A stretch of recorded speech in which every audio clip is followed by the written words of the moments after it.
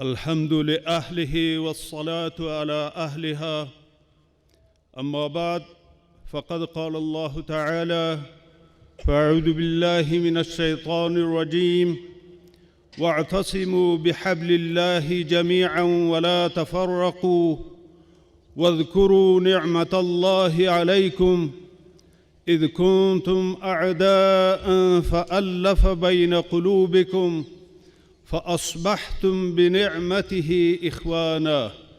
صدق الله المولانا العظیم.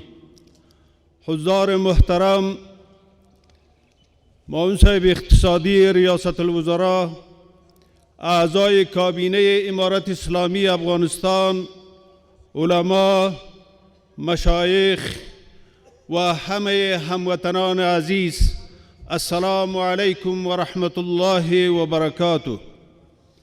نخست فرارسیدن عید سعید فطر را به جناب امیر المؤمنین صاحب حفظه الله، رئیس الوزراء صاحب، اعضای کابینه امارت اسلامی افغانستان، والی صاحبان، منصوبین نیروهای امنیتی، به همه مجاهدین، خانواده شهدا و به همه ملت شهید پرور افغانستان و به همه امت اسلامی، به ویژه برادران و خواهران مظلوم غزه، از صمیم قلب تبریک و تهنیت عرض می دارم. الله متعال همه طاعات و عبادات ما و شما و همه صیام و قیام ما و شما را به درگاه خود قبول و مقبول نماید.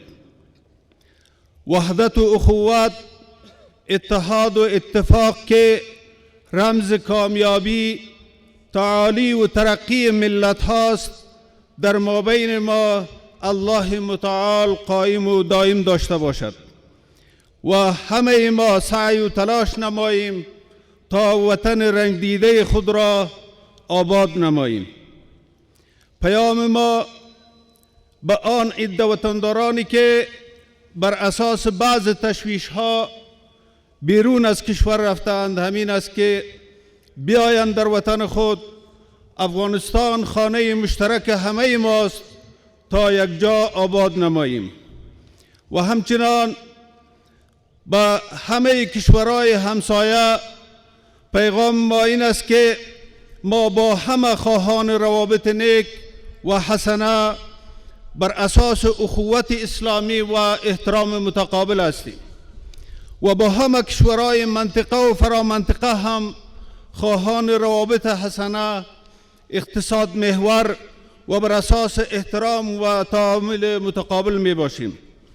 برادران و همه هموطنان عزیز، در روزهای عید خانواده های شهدا، یتیم و بیوه ها، فقرا و مساکین و مهاجرینی را که در این روزها آوازه هاست به شکل اجباری از کشورهای همسایه برخلاف همه اصول اسلامی و پرنسیپ های بین المللی اخراج می شوند، فراموش نکنید.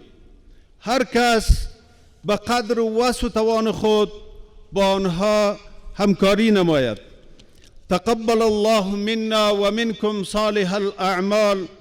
عیدتان مبارک، اخترم مبارک شه، haytingiz qutlug' bo'lsin.